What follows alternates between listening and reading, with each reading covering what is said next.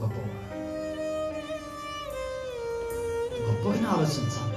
చిల్లరి ఆలోచన రాదు. చిల్లరి మనం ఆలోచించాలి. మనకి లేకపోవచ్చు కానీ మన ఆలోచన గొప్పగా ఉండాలి.